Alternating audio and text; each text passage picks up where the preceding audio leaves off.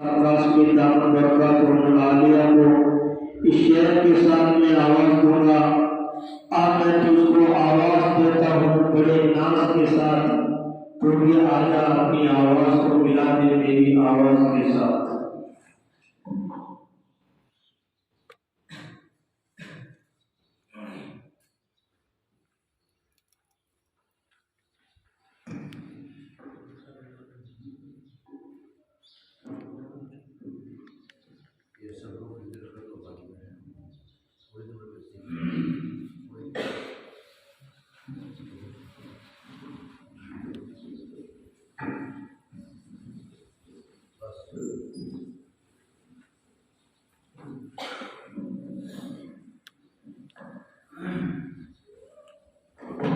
अस्सलामु अलैकुम वरहमतुल्लाहि वबरकातुहू।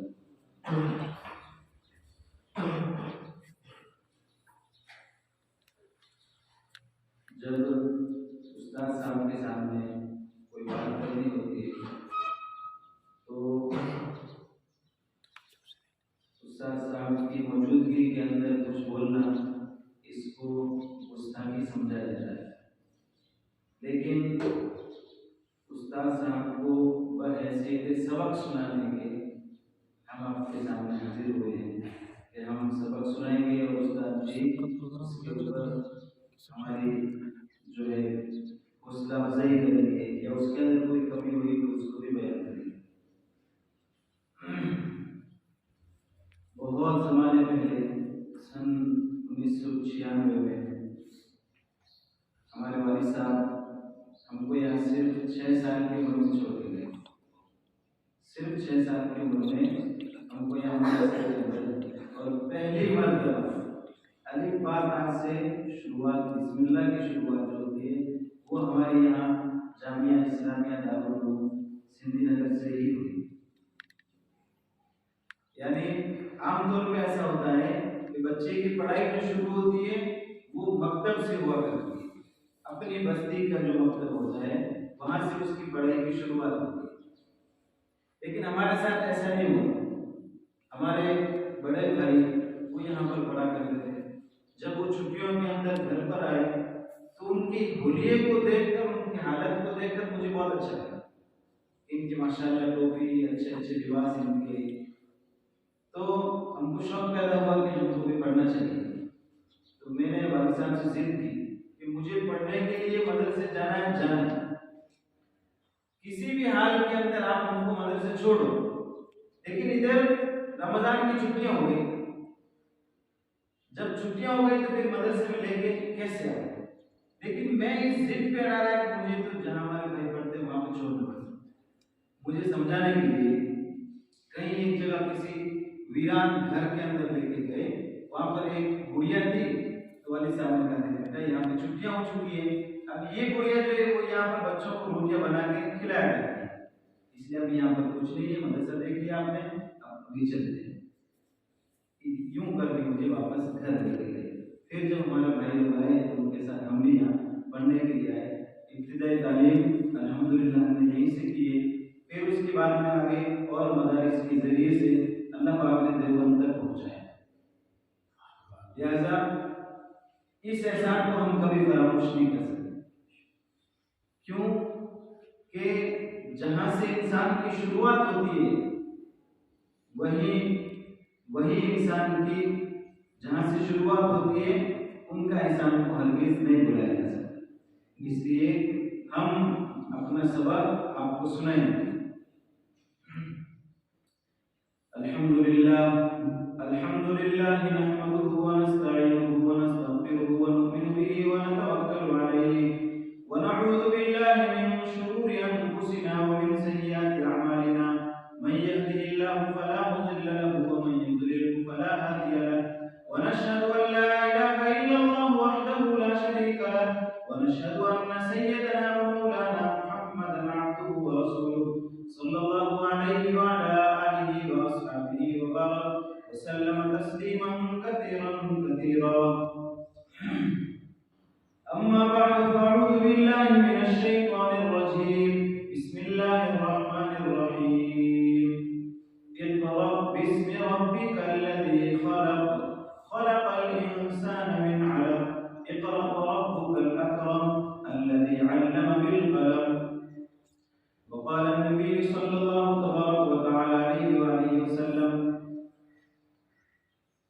मन खरज फी तलबिल इल्मी फहुवा फी सबीलिल्लाह हत्ता यरजा औ कमा क़ाल अलैहि सल्लल्लाहु अलैहि वसल्लम। काबिल कदर असातिज़ा किराम और मेरे अजीज साथियों, अल्लाह रब्बुल इज्जत के अपने बंदों पर इतने बड़े बड़े एहसानात हैं कि हम उन एहसानात को गिन नहीं सकते, शुमार नहीं कर सकते। वइन तउद्दू निअमतल्लाहि ला तुहसूहा, अल्लाह की दी हुई नेमतों को तुम गिन नहीं सकते, शुमार नहीं कर सकते। अल्लाह की दी हुई नेमतों में से, उन नेमतों में से सबसे बड़ी नेमत अल्लाह पाक ने ईमान की। ईमान अल्लाह रब्बुल इज्जत की बहुत बड़ी नेमत है। हजरत उमर रज़ी अल्लाह तआला को अपने ज़माना खिलाफत के अंदर हजारों सहाबा के काफिले के साथ में कहीं जा रहे थे कि किसी पहाड़ के करीब रुके और रुक कर के बैठ गए और फिर आप ज़ारो कतार रोने लगे। बहुत रो रहे हैं। किसी सहाबी ने पूछा, या अमीरुल मोमिनीन, आप क्यों रो रहे हैं? और इस कड़क धूप के अंदर पहाड़ के दामन में इतने सारे सहाबा आपके पीछे हैं, ये सारे परेशान हैं, आप क्यों रो रहे हैं? अमीरुल मोमिनीन हजरत उमर रज़ियल्लाहु अन्हु फरमाने लगे कि मुझे मेरा गुज़िश्ता ज़माना याद आ गया कि जब मैं यहाँ पर ऊँट चराने के लिए आया करता था तो ऊँटों को सही तरीके से नहीं चरा पाता था। इसलिए जब मैं शाम को घर जाता तो मेरे वालिद खत्ताब वो मुझे डांटा करते थे और यूं कहा करते थे, उमर तुझे ऊँट चलाना नहीं आता है, तू क्या करेगा? अअज़्ज़नल्लाहु बिल इस्लाम, अल्लाह पाक ने हमको इस्लाम के जरिए से वो इज्जत दी है कि देखिए पीछे हजारों का मजमा है। अल्लाह पाक ने हमको इस्लाम और ईमान के जरिए से इज्जत दी। अपनी मंजिल को, अपनी कदर को हम पहचाने कि कुछ नहीं से अल्लाह रब्बुल इज्जत ने इस मर्तबे तक पहुंचाया कि आपको इल्म हासिल करने के लिए जामिया के अंदर पहुंचाया। महमूद और अयाज, महमूद गज़नवी रहमतुल्लाह अलैह बादशाह थे अपने वक्त के। अयाज जो है वो उनके गुलाम थे। महमूद गज़नवी रहमतुल्लाह अलैह अयाज से बहुत मोहब्बत करते थे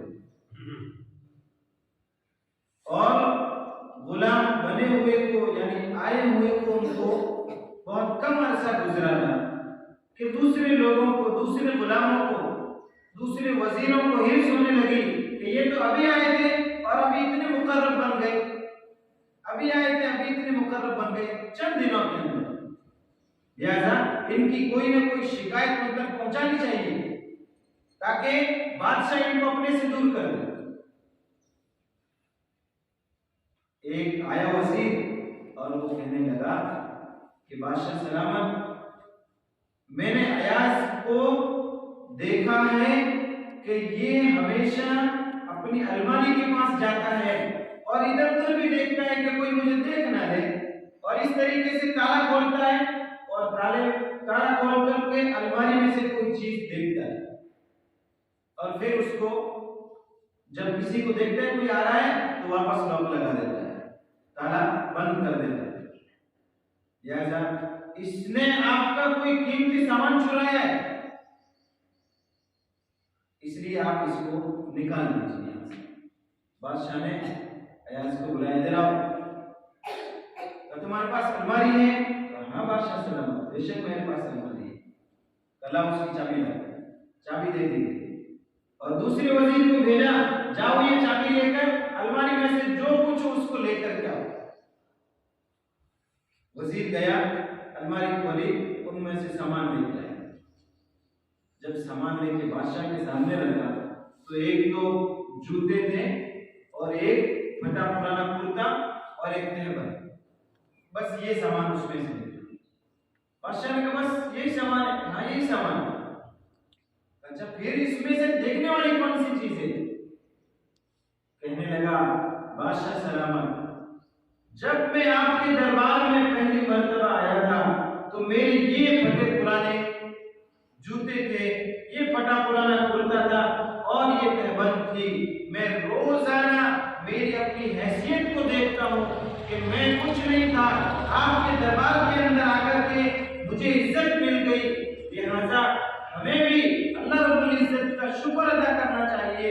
हल अता अलल इंसानि हिन्नुम मिनद दहरि लम यकुन शैअन मज़कूरा, हम कुछ भी नहीं थे, अल्लाह रब्बुल इज्जत ने इंसान बना करके ईमान की दौलत से हमको मालामाल कर दिया।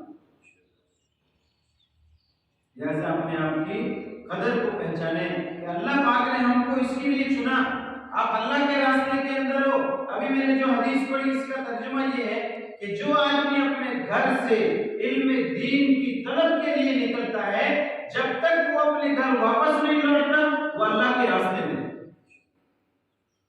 आप अपने घर से जब से निकले उस वक्त से लेकर के अब आप जब छुट्टियों में घर जाओगे, जब तक घर के अंदर नहीं जाओगे, ये आप पूरा ये सफर आपका मदरसे के अंदर आपकी जिंदगी गुजारना, यहाँ रहना, ये सब अल्लाह के रास्ते के अंदर शुमार होता है।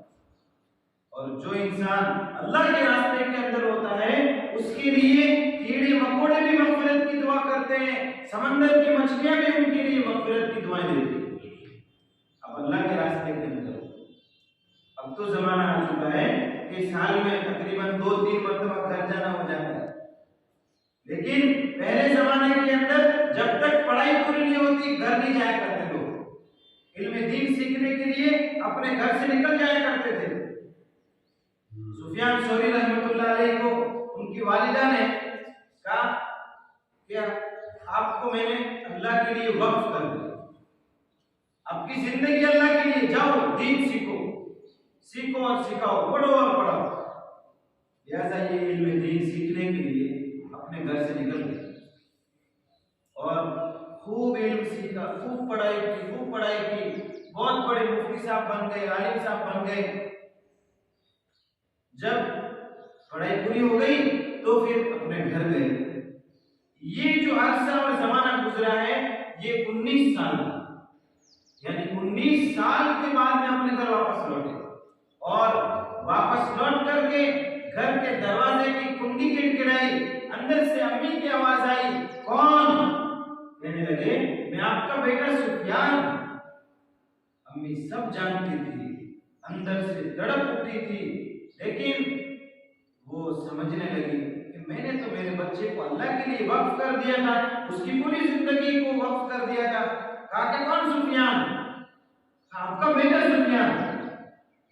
कहने लगी कि हमारा तो वादा हुआ था कि हमारी तो मुलाकात क़यामत में होगी। लिहाजा वो वहां से निकल गए और हरम के अंदर आ गए। एक जमाना ऐसा भी आया कि वहां के हुकूमत ने और एक बादशाह ने कोई फतवा लिखने के लिए कहा, इसके ऊपर आप मुफ्ती साहब साइन कर दें इसके ऊपर। सुफियान सौरी रहमतुल्लाह अलैह ने वो मसला पढ़ा और पढ़ने के बाद फरमाया कि मैं इसके ऊपर साइन नहीं करूंगा, क्यों कि जो बातें लिखी हुई है वो गलत है। मैं इसके ऊपर अपना ठप्पा और दारुल इफ्ता का ठप्पा इसके ऊपर नहीं लगाऊंगा, ये मसला गलत इसलिए नहीं लगाऊंगा। इसलिए जब भी दीन का काम करें बगैर किसी की परवाह के इखलास के साथ अपने काम के अंदर लगे रहें, अपनी मकसद को समझते हुए अपने रास्ते के ऊपर चलते रहें, अपनी मंजिल की तरफ चलते रहें, रवाना रहें।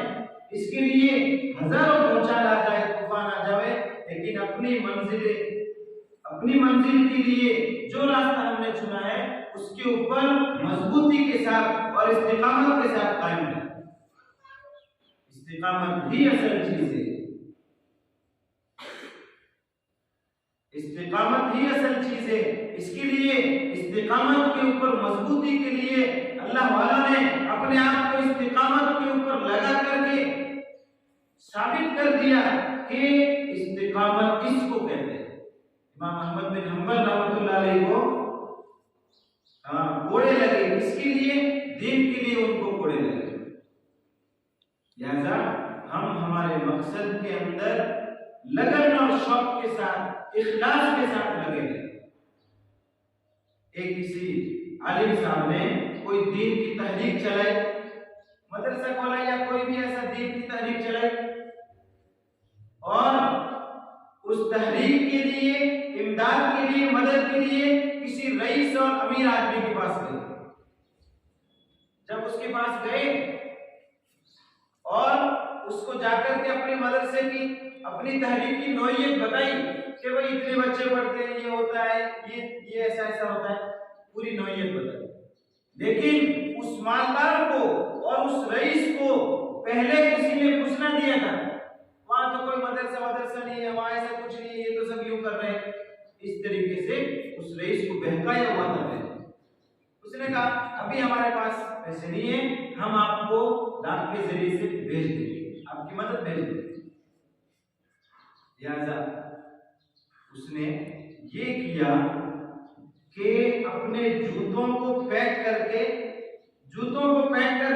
ये उनके एड्रेस के ऊपर भेज दिया।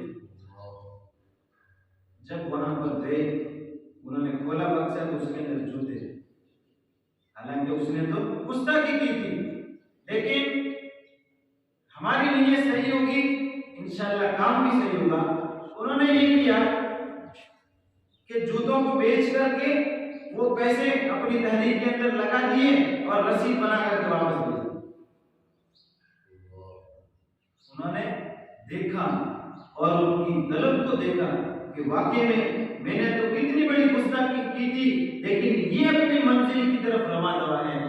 लिहाजा इसके ऊपर उन्होंने 25,000 रुपए पाल दिए। इसलिए आप दीन के किसी भी काम के अंदर है, उसके ऊपर मजबूती के साथ कायम रहे। जब आप घर जाएंगे तो दूसरे बच्चे आपके पास आएंगे, वो कहेंगे यार तो खेलना है, बॉल खेलते हैं, ये खेलते हैं वगैरह वगैरह, आपको फुसलाने की कोशिश करेंगे, लेकिन नहीं, आप अपनी मंजिल की तरफ रवाना रहना है। हाफिज बनना है, आलिम बनना है, मुफ्ती बनना है, बड़ी नीयत के साथ में अपने काम के अंदर लगे। इसलिए अल्लाह की जात से अपने ताल्लुक को मजबूत करना, अल्लाह की जात से अपने ताल्लुक को मजबूत करना, इसलिए कि आपको, हमको ये सिखाया गया है कि रोजी देने वाला कौन? अल्लाह। खिलाने वाला कौन? अल्लाह। पिलाने वाला कौन? अल्लाह।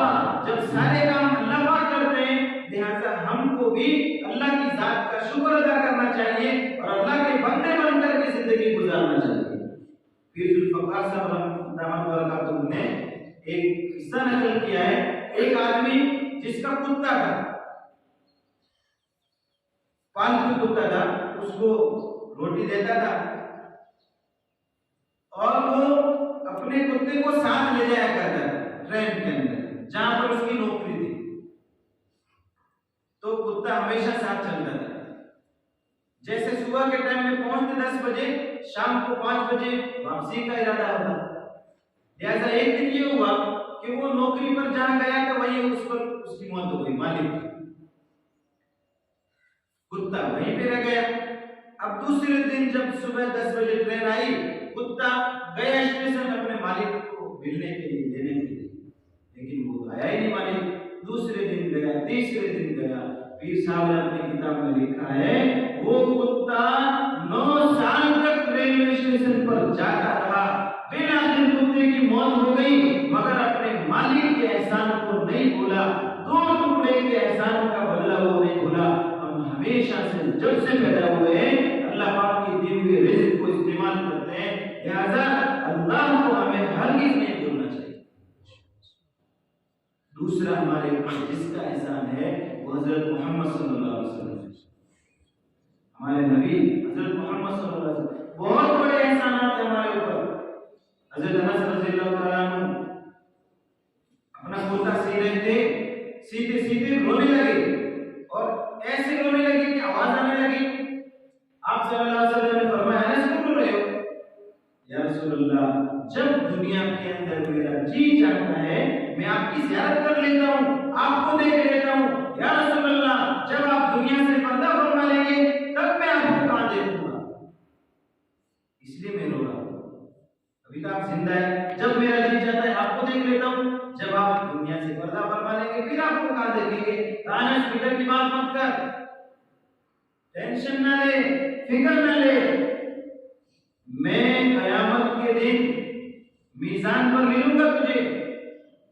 हजरत अनस कहने लगे या रसूल अल्लाह, आप वहां पर क्या करेंगे? कहा कि पुल सिरात पर मिलूंगा तुझे। या रसूल अल्लाह, आप वहां पर क्या करेंगे? कहने लगे जब मेरी गुनहगार उम्मत पुल सिरात पर से गुजरने लगेगी, अपने गुनाहों की वजह से इधर उधर डामाडोल होने लगेगी, तो मैं मेरी उम्मत के अफराद को इस तरीके से सीने से लगा लूंगा जिस तरीके से माँ अपने बच्चे को सीने से लगाती है। हुजूर अलैहिस्सलाम के हमारे ऊपर बहुत एहसानात है, इसलिए हजरत मोहम्मद सल्लल्लाहु अलैहि वसल्लम से हमें सच्ची और पक्की मोहब्बत करनी है। हमारी मदरसे की जिंदगी जो है ये हमारी बाकी जिंदगी के लिए सबक होता है। मदरसे की जिंदगी अगर हमने सही तरीके से गुजारी, बाकी पूरी जिंदगी इंशाअल्लाह सही गुजरेगी। जब ये जिंदगी सही गुजरेगी तो मरने के बाद जो हमेशा होने वाली जो जिंदगी है उसके अंदर अल्लाह रब्बुल इज्जत हमको कामयाब करे। इसलिए मदरसे की जिंदगी के अंदर जो हमारे असातिज़ा हमको तालीम दे उसके ऊपर अमल करें।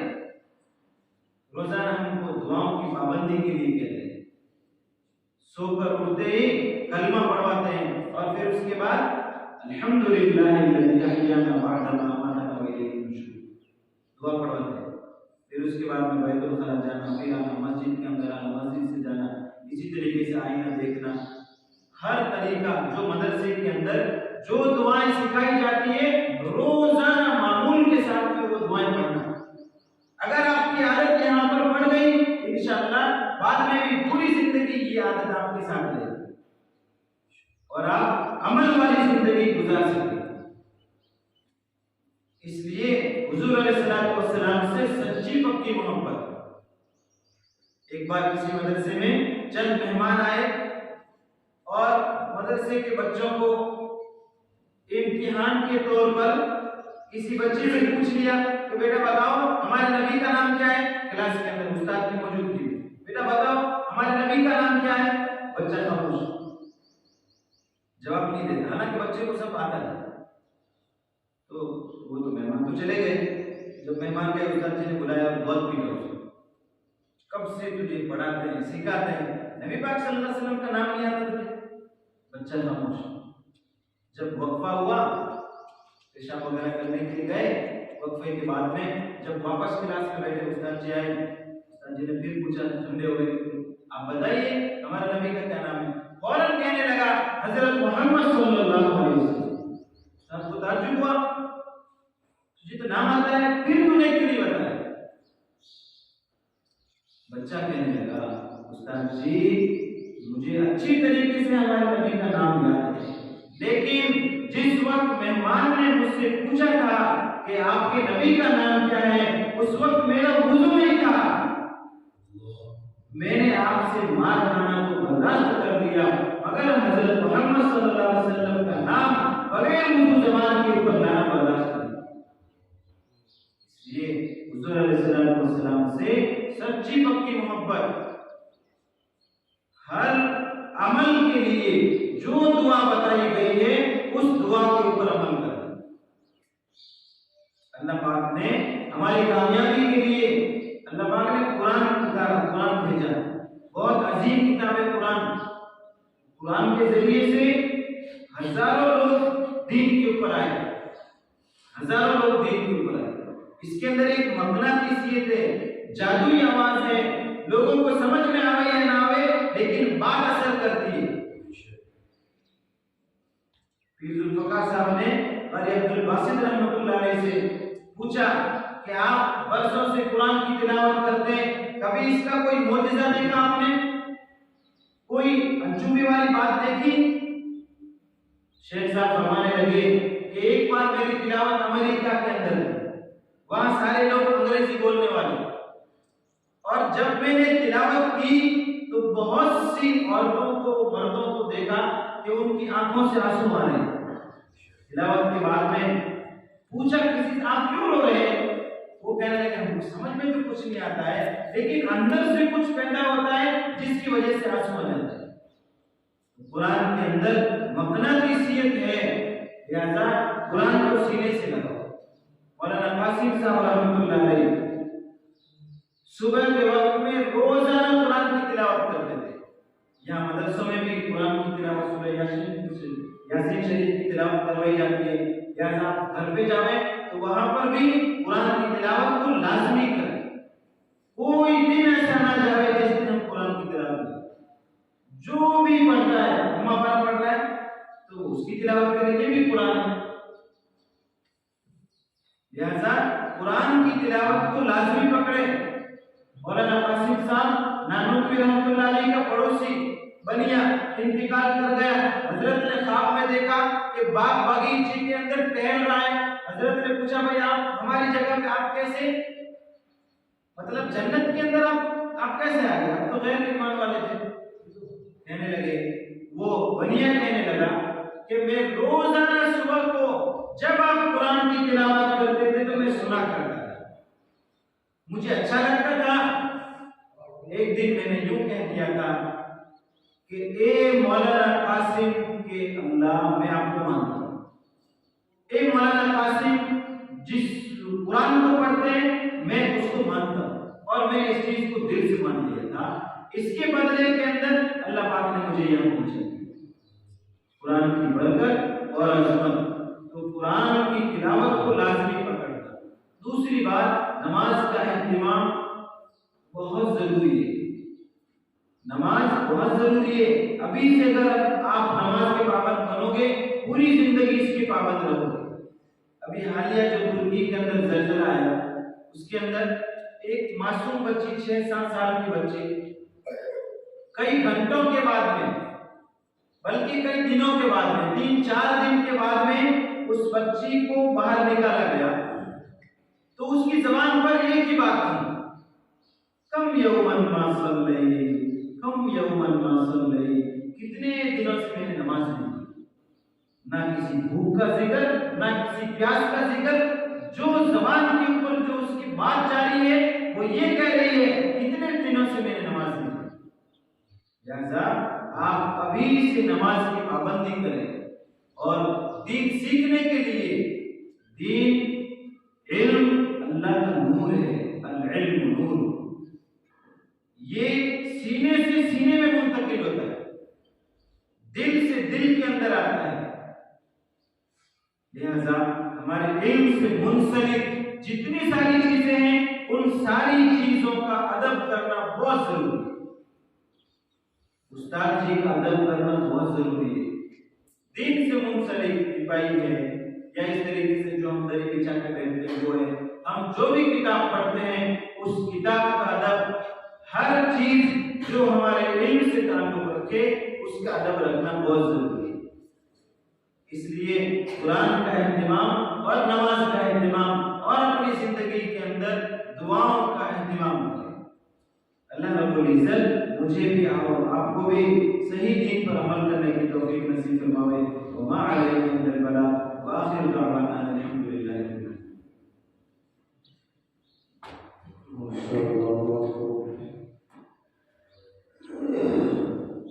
अब आखिर में कुछ मदरसे के मुताबिक थोड़ी सी गुजार हो जाए।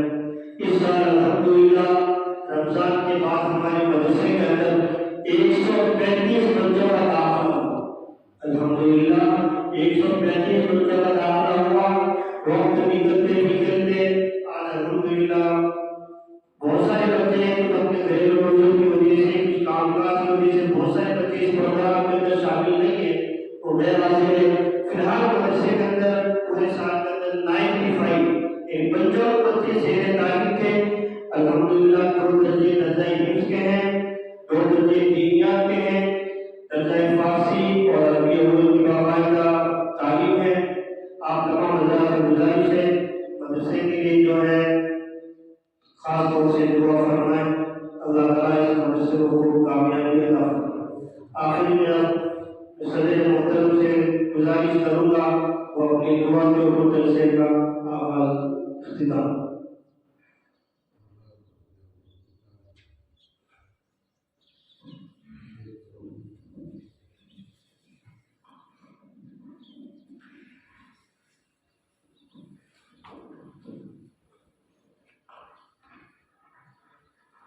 अल्हम्दुलिल्लाह, आज का हमारा ये मुख्तसर सा अंजुमन इस्लाम बयान मदरसा जामिया दारुल सिद्दीक़ का प्रोग्राम मुकम्मल हुआ। अल्लाह ताला असातिज़ा किराम की मेहनत और अज़ीज़ तलबा की मेहनत को कबूल फरमाए। मैं असातिज़ा को मुबारकबाद देता हूँ कि अल्हम्दुलिल्लाह अपनी मसरूफियात के बावजूद भी बच्चों के ऊपर काफ़ी मेहनत की, जो काफ़ी नुमाया झलक नजर आई। और दूसरे मेहमानान निज़ाम जो तशरीफ़ लाए हैं उनके भी हम तमाम असातिज़ा अज़ीज़ तलबा शुक्रगुज़ार हैं कि आपने अपना कीमती वक्त निकाल कर हमारी हिम्मत अफजाई की। हम दिल से दुआ वो है कि अल्लाह ताला आपको दुनिया और आखिरत में इसका बेहतरीन बदला अता फरमाए। आपसे यही दरख्वास्त है कि हम जो कुछ दीन का काम कर रहे हैं महज उसकी रज़ा के लिए करें, इखलास के साथ करें। यह हमारे हक़ में आप दुआ करें, दुरूद पढ़ें। अल्लाहुम्मा सल्लि अला सय्यिदिना व मौलाना मुहम्मदिन व अला आलि सय्यिदिना व मौलाना मुहम्मदिन व बारिक वसल्लिम। अल्लाहुम्मा अंता अस्सलाम व मिनका अस्सलाम तबारकता या ज़ल जलाली वल इकराम। रब्बना आतिना फिद दुनिया हसनह व फिल आखिरति हसनतन व क़िना अज़ाबन नार। या अल्लाह हमारे गुनाहों को माफ़ फरमा, गलतियों को दरगुज़र फरमा। ए अल्लाह नबी पाक हज़रत मोहम्मद सल्लल्लाहु अलैहि वसल्लम के पाकीज़ा और नूरानी तरीक़ों के मुताबिक ज़िंदगी गुज़ारने की तौफ़ीक़ अता फरमा। ए अल्लाह इन मासूम बच्चों ने जो बड़ी मेहनत और लगन के साथ प्रोग्रामों को याद करके हमारे सामने पेश किए, या अल्लाह इनकी और इनके असातिज़ा की मेहनतों को कबूल फरमा। या अल्लाह हमारे लिए निजात का ज़रिया और सबब बना। या अल्लाह इन तमाम तलबाए अज़ीज़ को इल्म में नाफ़िअ अता फरमा। या अल्लाह इनके वालिदैन की दुनिया और आखिरत में तू बेहतरीन भलाई अता फरमा। या अल्लाह इनके वालिदैन की इज़्ज़त आबरू की ईमान अमान की हिफाजत फरमा। या अल्लाह पूरे आलम के अंदर हक़ का बोलबाला फरमा, अक़वालों की मदद फरमा, नुसरत फरमा, हक़ को आबाद फरमा, बातिल की नापाक स्कीमों को नाकाम फरमा। या अल्लाह हम तेरे कुरान करीम की बरकत की निस्बत पर यहाँ जमा हुए हैं। या अल्लाह कुरान की निस्बत पर जमा हुए हैं, हमारे जमा होने को कबूल फरमा। या अल्लाह हमारे मदरसे की और दूसरे जितने भी मदारिस इस्लामिया दीन की खिदमत में लगे हुए हैं उन सब की मेहनतों को कबूल फरमा। या अल्लाह हमारे इस इदारे को जो मोहब्बत की नज़र से देखते हैं, या अल्लाह उनकी ज़रूरियात को अपने खजाना गैब से पूरा फरमा। या अल्लाह हमारे इस मदरसे की जितनी भी ज़रूरियात बाकी हैं अपने खजाना गैब से पूरा फरमा। या अल्लाह जो मोहब्बत की नज़र से देखते हैं उन्हें बेहतरीन हलाल पाकीज़ा रोटी अता फरमा। या अल्लाह हमारे इस इलाके की हिफाजत फरमा, इलाके के अंदर रहने वालों की हिफाजत फरमा। या अल्लाह हमारे मुल्क की हिफाजत फरमा। या अल्लाह मुल्क के अंदर रहने वालों की हिफाजत फरमा। या अल्लाह मुल्क के अंदर अमन शांति और भाईचारा पैदा फरमा। या अल्लाह पूरे आलम के अंदर इंसानियत के नाते हम सबको मिलजुल कर जिंदगी गुजारने की तौफीक अता फरमा। या अल्लाह खासतौर से हमारे मुल्क के अंदर जो कुछ ऐसे अफराद हैं जो मुल्क को तोड़ने की मेहनत में लगे हुए हैं, या अल्लाह उन्हें सही समझ अता फरमा। या अल्लाह उनको समझ अता फरमा। अगर उनके मुकद्दर में सही समझ और हिदायत नहीं है तो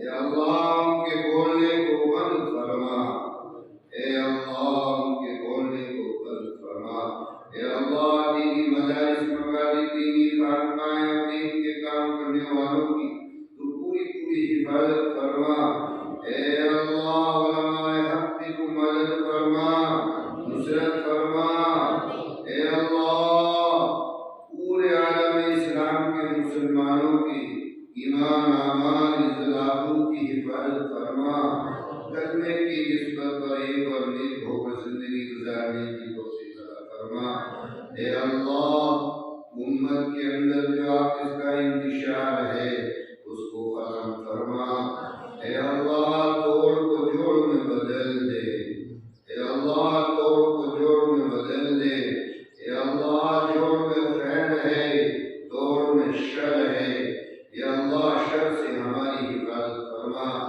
या अल्लाह ये मासूम मासूम बच्चे यहाँ पढ़ रहे हैं अभी अपने अपने घरों को जाएंगे, या अल्लाह तू उनकी हिफाजत फरमाना, खैर आफियत के साथ इनको अपने अपने घरों को पहुँचाने की तौफीक अता फरमा, या अल्लाह रास्ते की परेशानियों से दुश्वारियों से इनकी हिफाजत फरमाना, या अल्लाह हमने मांगा अता फरमा, मांगने से रह गया वो भी अता फरमा, हमारी दुआओं को अपने फज़ल करम नबी पाक मोहम्मद सल्लल्लाहु अलैहि वसल्लम के सत्तर फरमा, और मौलाना तक़ब्बल मिन्ना